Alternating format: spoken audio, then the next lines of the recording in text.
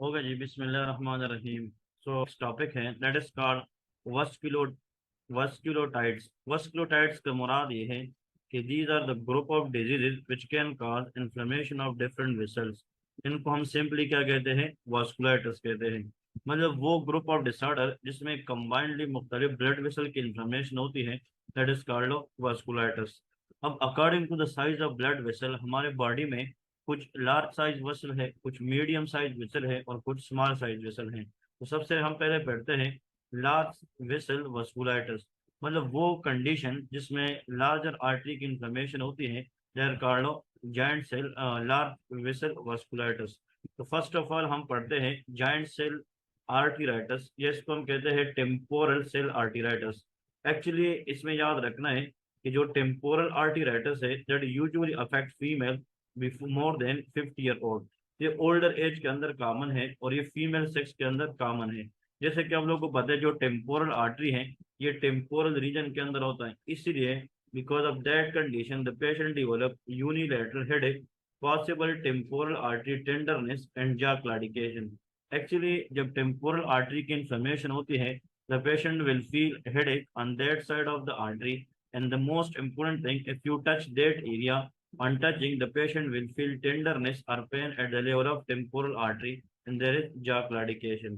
Actually, it may lead to irreversible blindness due to anterior ischemic optic neuropathy. अगर exam के अंदर आ जाए एक पेशेंट है, उसकी एज मोर देन 50 है और उसको यूनिलेटरल टेम्पोरल आर्टरी हेडेक हो रही है, और इवन कि जब वो कोई चीज कार होता है चीविंग कर रहा है, तो according to the chewing the pain aggravate. क्योंकि अगर आप टेम्पोरल एरिया पे अगर आप इस तरह फिंगर रखें एंड यू चीव समथिंग, अगर आप कोई चीज चबाने की कोशिश करें, ये एरिया मूव होता है। इसलिए कहते हैं टेम्पोरल आर्टराइटिस के अंदर when the patient chews something there will be more pain at the level of temporal area। तो इसका मतलब ये है कि अगर एग्जाम के अंदर आता है कि a patient having more than 50-year-old and the sex is female and there is temporal arteritis, but the patient suddenly complain loss of vision, think about ischemic optic neuropathy and blindness या visual loss temporal arteritis that should be irreversible. Actually, that is associated with polymyalgia rheumatica and most commonly affect carotid artery branches. Actually, इसमें याद रखें it may can also cause aortitis and vertebral artery infarct. कहते जो temporal आर्टरीराइटिस है ये मतलब आगे जाकर ये aortitis infection of aorta even vertebral artery को भी करा सकती है। इसमें ग्रेनुलोमा बनती है, it's a chronic condition set can come focal granulomatous inflammation and there is increase ESR erythrocyte segmentation rate, और इसका बढ़ जाना it is one of the inflammatory mediator. Interleukin 6 level correlate with disease activity. It's mean जो interleukin 6 है अगर वो ज्यादा active है, ज्यादा एलिवेट है, अगर वो ज्यादा रहे the disease progression will be more. Actually, exact cause is unknown, but it is believed that temporal arteritis is due to autoimmune phenomena. Because of that reason, we should treat it with high dose glucocorticoid। हम पहले से ग्लूकोकार्टिकाइड देते हैं, these are immunosuppressive, जिससे हम immune system के abnormal reaction को क्या करते हैं, कम करते हैं। Prior to temporal artery biopsy to prevent blindness. अब यहाँ पे दो चीजें आप लोगों को याद रखनी है कि a female whose age is more than 50 year old presented with unilateral temporal headache, and if you touch the area of temporal side that will be tender, and the patient also feel pain on jaw claudication or chewing something. This type of history whenever came in exam, think about temporal arteritis। It is a type of large vessel vasculitis। Initially जब हम blood test करते हैं तो उसमें ESR ज्यादा होगा, इसमें interleukin 6 ज्यादा होगा। इसका ये है कि अगर एग्जाम के अंदर आ जाए which of the following is the best diagnostic test या confirmatory test for temporal arteritis, that is called temporal artery biopsy। इसको मैं एमसीक्यू देखता हूँ क्योंकि एमसीक्यूज के अंदर आ चुका है। और जब हम टेम्पोरल आर्टरी बायोप्सी करते हैं तो हमें बिग सेल मिलते हैं, जाइंट सेल, इस वजह से इसका दूसरा नाम जाइंट सेल आर्टेराइटिस है। The best treatment of temporal arteritis high dose glucocorticoid. लेकिन ये है कि अगर फॉर एग्जांपल इस कंडीशन को हम प्रॉपरली ऑन टाइम ट्रीट ना करें, दिस कंडीशन में progress toward irreversible blindness and the reason is anterior ischemic optic neuropathy. फिर है टाकायासु आर्टेराइटिस। जो टाकायासु आर्टिराइटिस है इसका दूसरा नाम है पल्सलेस डिजीज। इसमें क्या होता है, एशियन फीमेल इन्वॉल्व होती है, एज मोर देन 40, ये यंग एज के अंदर कॉमन है। और जो टेम्पोरल आर्टिराइटिस है वो ओल्डर एज के अंदर कॉमन है। इसमें जो टाकायासु आर्टिराइटिस है इसमें जो पेशेंट आता है, it has week upper extremity pulse. अगर आप इन फीमेल की पल्स को देखते हैं, radial pulse, that is very very weak, क्योंकि इसमें जो मेन आर्टरी इन्वॉल्व होती है that is called of iota. तो जब आयोटा इन्वॉल्व होती है अपर लिम्ब को ब्लड सप्लाई कम मिलती है। और इन फीमेल के अंदर जो रेडियल पल्स है वो इतना वीक होता है कि वो ना होने के बराबर होता है। इस रीजन की वजह से इसको हम पल्सलेस आर्टिराइटिस भी कह सकते हैं। इसमें भी जो पेशेंट आते हैं like with non specific symptom, fever, night sweat, arthritis, myalgia mean muscle pain, skin nodules or ocular disturbances. It is also a granulomatous thickening and narrowing of aortic arch. Very very important.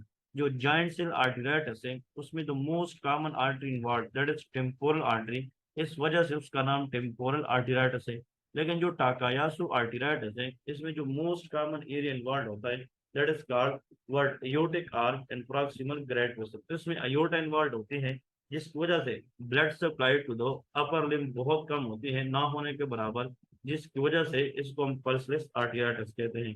इसका भी कहते हैं exact cause तो unknown है, लेकिन जितने भी vasculitis है 80 to 90% they are because of auto immune phenomena.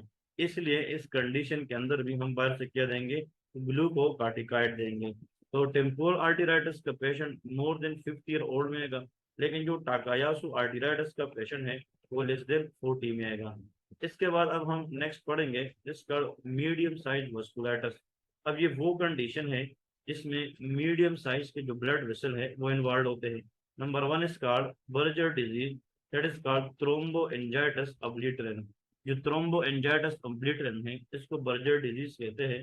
It mainly affect heavy tobacco smoking and the male is less than 40 year old. इसका मतलब यह है कि जो thromboangiitis obliterans है, it primarily affect male and those who has a long history of tobacco smoking, and this is the condition which usually present at the age less than 40 year।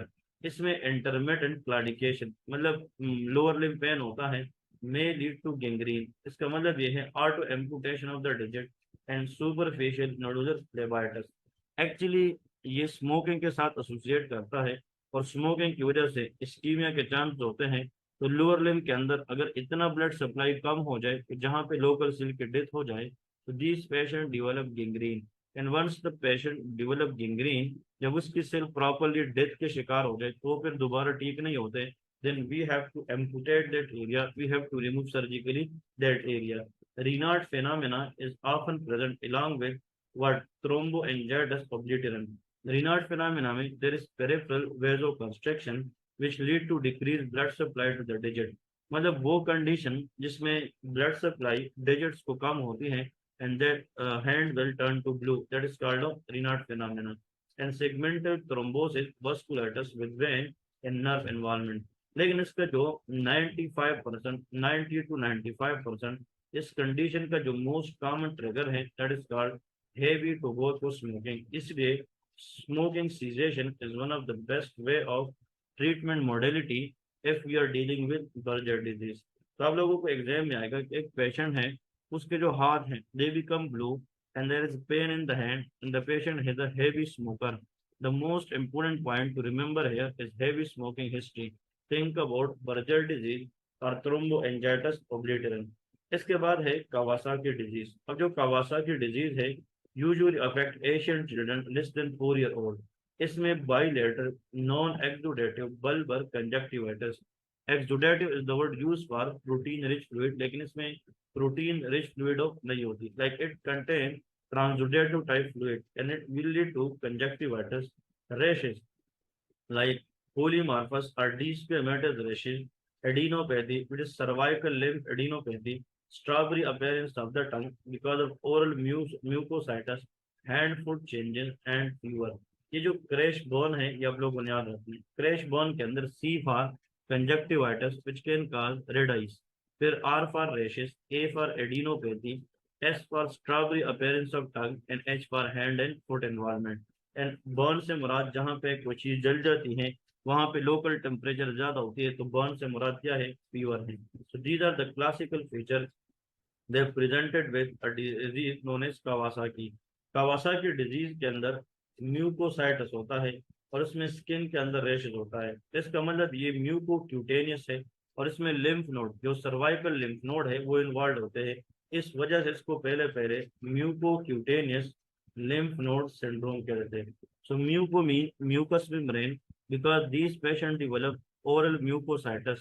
Cutaneous is the word used for skin. In these patients, initially there is involvement of mucous membrane with skin along with lymph node. Therefore, Kawasaki disease before known as mucocutaneous lymph node syndrome. इसमें क्या होता है, in Kawasaki disease there is high chance of coronary artery aneurysm. Actually अगर हम blood vessel को देखते हैं, this for example a blood vessel, ये कोरोनरी आर्टरी है, लेकिन अगर ये ब्लड वेसल हमारे पास इस तरह हो जाए, a blood vessel become outgrow, ये बाहर की तरफ निकले, so outgrowth of the blood vessel is known as aneurysm. और ये जो कावासाकी डिजीज है, इसके अंदर मोस्ट कॉमन जो आर्टरी इन्वॉल्व होती है which undergo aneurysm known as coronary artery which leads to thrombosis. और जब आर्टरी बाहर की तरफ जाएगी, it become thin, it may rupture sometime which can cause death of the patient. इसमें हम क्या देंगे, the initial drug of choice that is called IV immunoglobulin, intravenous immunoglobulin, जिसको हम सिंपल कहते हैं, that is called IVIG. IVIG stand for intravenous immunoglobulin and aspiration. हम aspirin इसलिए देते हैं जिससे ये एंटी प्लेटलेट है, it will decrease the clot formation, क्योंकि हमने ये कहा कि कावासाकी डिजीज जो है ये बच्चों के अंदर कॉमन है, age less than 4 year old. और अगर कावासाकी डिजीज इन बच्चों के अंदर कोरोनरी आर्टरी एनुरिज्म करें, तो वहां पे थ्रोम्बोसिस या क्लाट के चांस होते हैं। तो हम ऐसा ड्रग देंगे जो क्लाट को बनाने ना दे, एंटी प्लेटलेट एक्शन करें, दैट इज कॉल्ड एस्पिरिन। और हम आईवीआईजी देंगे, इंट्रावीनस इम्यूनोग्लोबुलिन। ये इसलिए देते हैं ताकि जो एबनॉर्मल एंटीबॉडी प्रोडक्शन है वो क्या हो जाए, वो कम हो जाए, and the patient will be all right. तो Kawasaki disease for me a very very important, तो प्लीज इसको आप लोगों ने याद रखना है। इसके बाद है poly arteritis nodosa, that is called of poly arteritis nodosa. इसको हम कहते हैं PAN, P for poly, A for arteritis, N for nodosa, that is called of PAN. And this condition is very very classically important one. Now what is polyarteritis nodosa?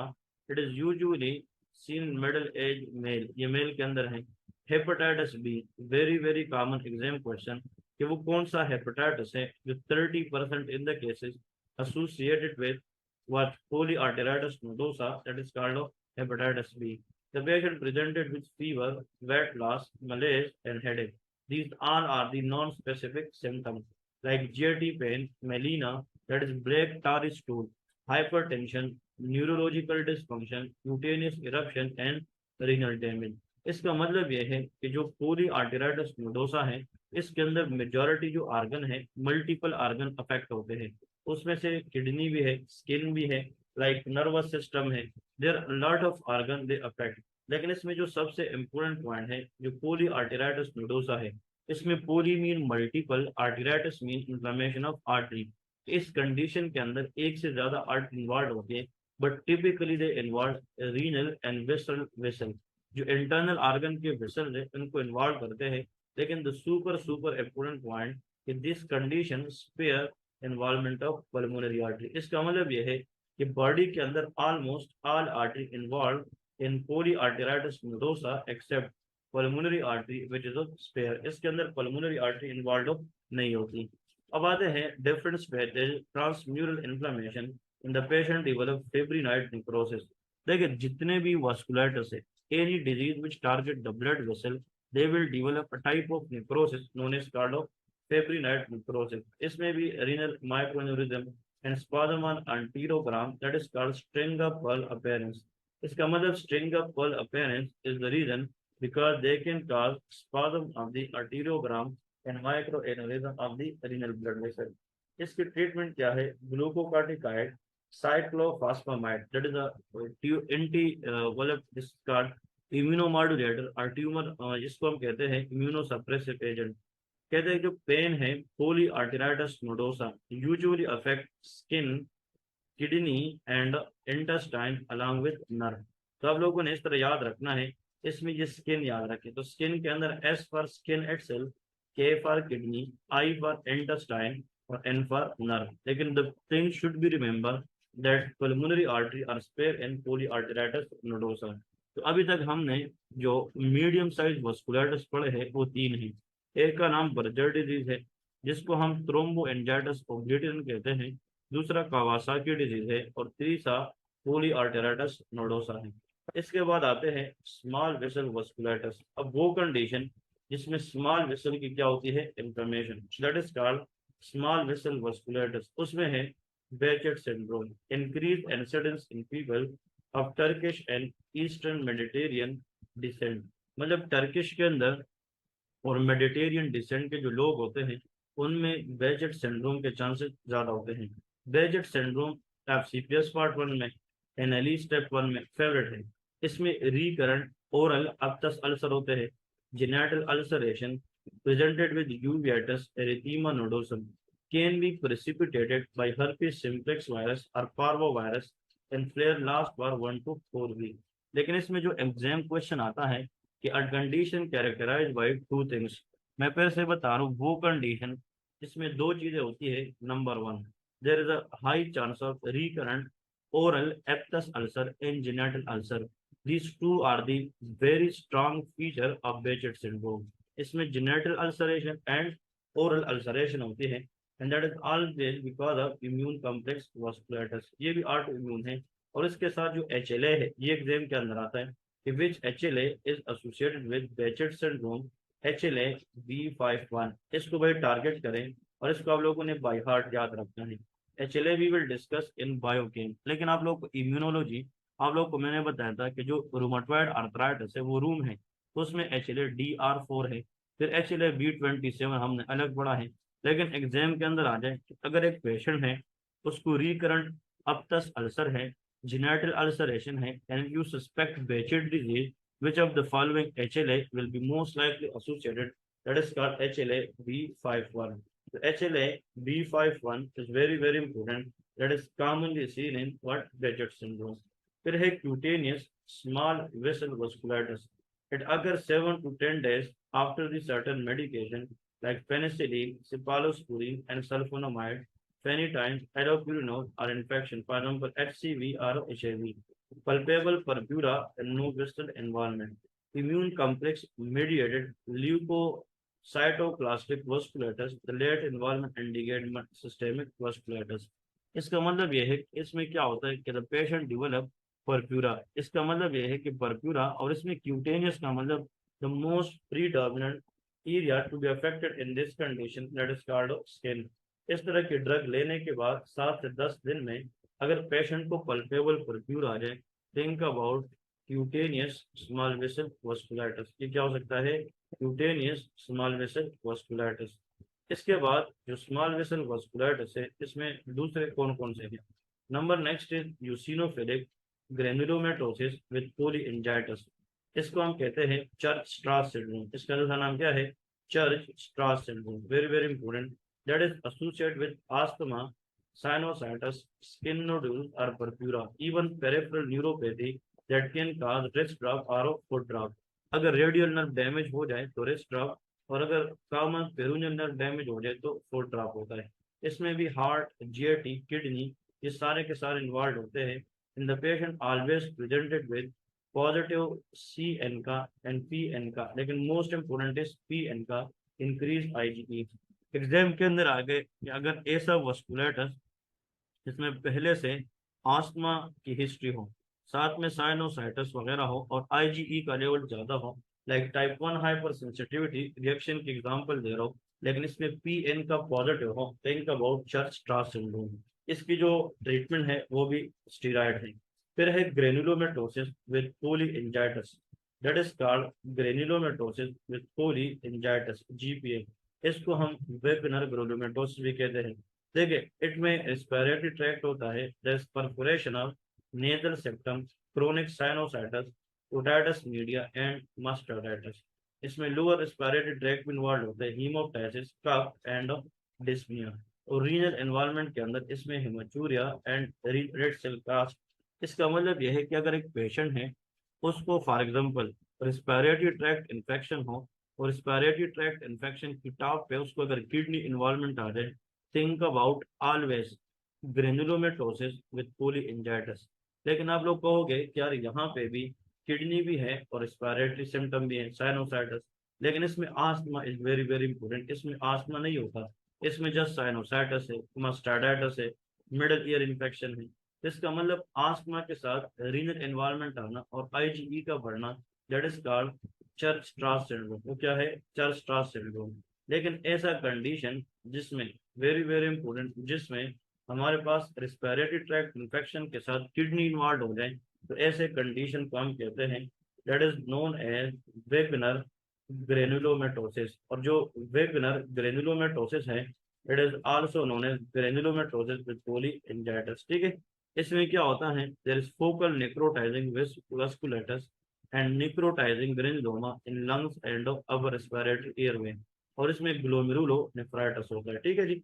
इसमें यहाँ पे देखें, that is called proteinase 3 ANCA, that is C ANCA. ANCA stand for anti neutrophilic cytoplasmic antibody, proteinase 3। इसमें P ANCA और इसमें C ANCA. P ANCA is for Strauss syndrome, but C ANCA is for Wegener granulomatosis. इसमें भी large nodular dysentery, glucocorticoid in combination with rituximab or cyclophosphamide. The mainstay treatment for wegener granulomatosis, or it is known as granulomatosis with cholangitis। ठीक है जी। तो इसमें आप लोग अगर इस तरह थोड़ा सा कंपेयर करके पढ़ेंगे, that is not that much difficult, ये इतना डिफिकल्ट हो नहीं है। इसके बाद आता है the most important, that is called immunoglobulin A vasculitis. It is the most common systemic vasculitis following the upper respiratory tract infection. इसको पहले पहले हम हेनोक्सोलियन परफ्यूरा कहते हैं, HSP। It is characterized by 3 thing. H stand for hinge pain, the patient will develop arthralgia. S for stomach pain, abdominal pain associated with interoception, and P for palpable purpura on the buttock. So three things combined together in a single patient, that is called henoxscolian purpura, which is called immunoglobulin or IgA vasculitis। इसमें arthralgia, abdominal pain and palpable purpura. इसमें भी ये जो vasculitis है, इस condition के अंदर it is अगर secondary due to IgA immune complex. ये किस वजह से है? IgA immune complex. ये आईजीए नेफ्रोपैथी के साथ एसोसिएट होता है, जिसको हम बर्जर डिजीज कहते हैं। इसमें जो हेनोक्सोलियन परप्यूरा है, इसका बेस्ट ट्रीटमेंट सपोर्टिव केयर है, possibly we can give glucocorticoid. फिर इसके बाद है microscopic polyangiitis. It is a necrotizing vasculitis commonly involve. फिर इसमें lungs, kidney and skin with decrease या pauci immune glomerulonephritis in palpable purpura. Presentation similar to granulomatosis with polyangiitis but without nasopharyngeal environment. उसमें sinusitis या septal perforation जो Wegener granulomatosis है, इसकी और microscopic कोलिंजाइटिस, इनकी जनाब क्या होता है? There is the same thing, लेकिन वो वेगनर ग्रेनुलोमेटोसिस उसमें ग्रेनुलोमा बनती है, इस माइक्रोस्कोपिक कोलिंजाइटिस में ग्रेनुलोमा नहीं बनती। एक पॉइंट, उसमें नेजल एनवायरनमेंट होता है, इसमें नेजल एनवायरनमेंट नहीं होता। इसमें भी पीएन का एंटी माइलोपेरोक्सिडेज ये पॉजिटिव होता है। साइक्लोफॉस्फेमाइड इन ग्लूको, ये सारे के सारे वास्कुलाइटिस है। और ये बात पहले से मैंने की थी कि जो वास्कुलाइटिस है, ये 80 to 90% they are to immune environment. तो इन सब के अंदर हम स्टीरॉयड एंड साइक्लोफॉस्फेमाइड देते हैं। फिर है mix cryoglobulinemia, that is often due to viral illness specially hepatitis C. Exam के अंदर आ जाए कि जिस तरह पोली आर्टेराइटिस नोडोसा किस हेपेटाइटिस के साथ एसोसिएट है? Hepatitis B. तो इस तरह mix cryoglobulinemia associate with hepatitis C. इसमें ट्राइएड होते हैं palpable purpura, weakness and arthralgia. Very very important, weakness and arthralgia. अगर पल्पेबल परप्यूरा आर्थ्रल्जिया के साथ एब्डोमिनल पेन आ जाए तो फिर HSP है। लेकिन इसमें अगर वीकनेस आ जाए तो मिक्स क्रायोग्लोबुलिनेमिया है। इसमें भी पेरिफेरल न्यूरोपैथी होती है, एनरीनल डिजीज ग्लोमेरुलोनेफ्राइटिस। ये क्रायोग्लोबुलिन और immunoglobulin that precipitate in the cold, मतलब जो लो टेम्परेचर होता है, कोल्ड टेम्परेचर, उसमें क्रायोग्लोबुलिन की प्रिसिपिटेशन चांसेस ज्यादा होते हैं, which lead to vasculitis due to mixed IgG and IgE immune response deposition। इन सब के अंदर जो कॉमन डिजीज है मैं बता रहा हूँ, ये आप लोगों ने गौर करके याद रखना है और एग्जाम के लिए बहुत इंपॉर्टेंट है। Number 1 temporal arteritis, Takayasu arteritis. Number 3 Kawasaki disease.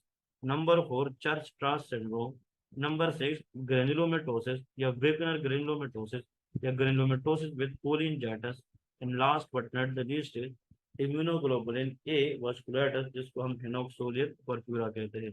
तो उम्मीद करता हूँ कि आप लोगों ने ये टॉपिक एंजॉय किया होगा। इंशाल्लाह इसके बाद हम नेक्स्ट टॉपिक की तरफ जाएंगे। तो take care guys, see you soon, अल्लाह हाफिज।